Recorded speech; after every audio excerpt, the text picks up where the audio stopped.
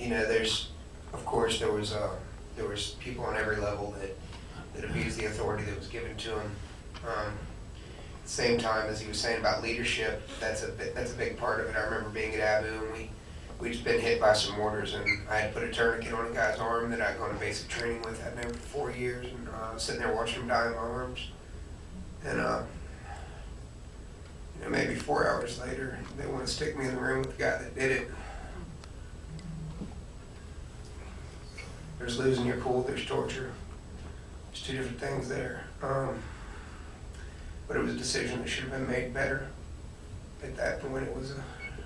I told him flat out, I said, I can't go in there, I can't do it. I said, I'll kill that guy. That's all I'm going to say about that. Jack? Thank you. Let me just make a few comments. Your reference was that the FBI walked away from some of this stuff. The answer is yes. The FBI certainly was a fly in the ointment to a lot of this. And let me add a little bit of context to this. My particular role preceded a lot of what you saw in the film.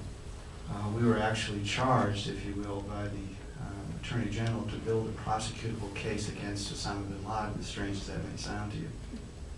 So it wasn't very hard for us to follow what was prescribed in law. Now, I had the opportunity, not as a policymaker, but as a practitioner, to deal with about 6 members of Al-Qaeda who were not strap hangers. And they all had blood on their hands. They all killed Americans.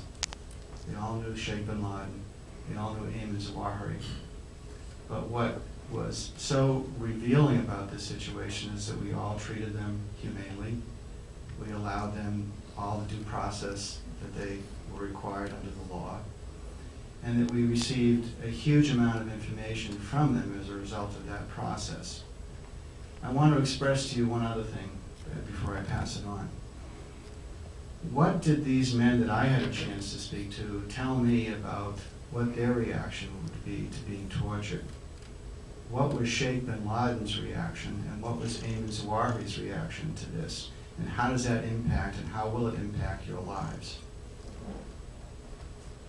I will talk to you about a person who was close to bin Laden and Zawahiri, who was at one point in the United States Army, who did conduct a surveillance on the U.S. Embassy in Nairobi before it was bombed, and who wrote and authored what is now referred to as the Encyclopedia of Jihad. You can go and find that on the web if you're interested. This is bin Laden's own words.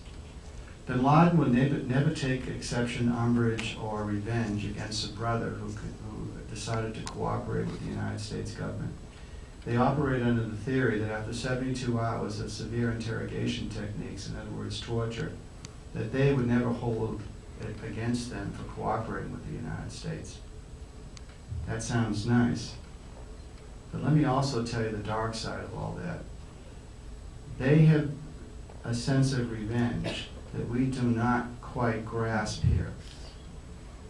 And what you've seen reflected in this movie, some of the things that Mr. Wilkerson has talked about, and I certainly admire him for standing up. He must have been taking a lot of courage for him to do this. They operate under a theory that it will take them years to get revenge.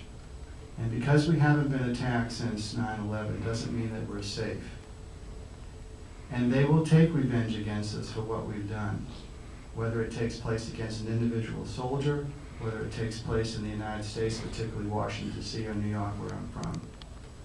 If I ever wanted to recruit somebody into the cause, if I wanted to incite a young jihadist, all I would do is take a single picture of Lily England, having the guys half naked in a crowd, and walk into a mosque and show it at Friday prayer.